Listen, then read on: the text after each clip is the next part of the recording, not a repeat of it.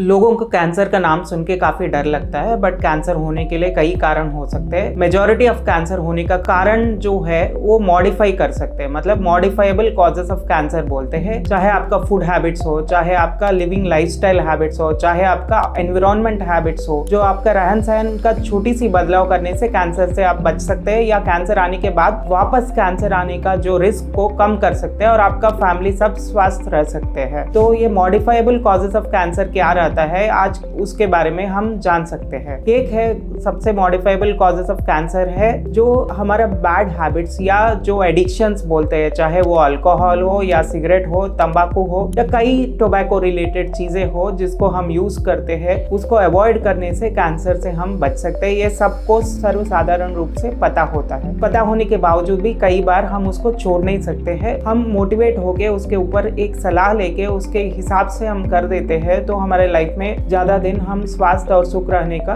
उम्मीद बन सकते हैं। दूसरा कारण जो होता है कैंसर में मॉडिफाइबल रिस्क फैक्टर्स के कारण में, वो डाइट है। जनरली जो रेड मीट है, जो चाहे नॉन वेजिटेरियन हो, जो मटन हो, बीफ है, पोर्क है, कई तरीके का जो रेड मीट है, या फ्राइड फूड्स है, जो तले हुए चीजें हैं, या जो फूड्स है जिसमें थोड़ा बहुत एडेड चीजें हैं, जैसा कोई एडेड कलर्स हो जिसको नहीं मिलाना चाहिए, या कोई एडेड सब्जेक्टेड केमिकल्स हो जो कैंसरोजेनिक होते हैं, जो हमारा लिटरेचर में दिया हुआ है, वो वैसा वाला फूड्स खाने से थोड़ा कैंसर होने का रिस्क बढ़ जाता है। और तीसरी कारण है, एक तो हो गया हमने बोला कि टोबैको या अल्कोहल या जो एडिक्शंस, दूसरा हो गया जो हमारा डाइट और मॉडिफिकेशन, तीसरा हो गया कोई इन्फेक्शन, जैसा गर्भाशय का मुखद्वार का जो कैंसर होता है वो एक प्रिवेंटेबल इन्फेक्शन एचपीवी के कारण होता है। तो एक वो है, या लिवर कैंसर होता है, वो हेपेटाइटिस बी वायरस नाम से एक इन्फेक्शन की वजह से होता है। ऐसा कुछ कैंसर्स है जो वायरस रिलेटेड होते हैं या बैक्टीरिया रिलेटेड होते हैं। हम उस इन्फेक्शन के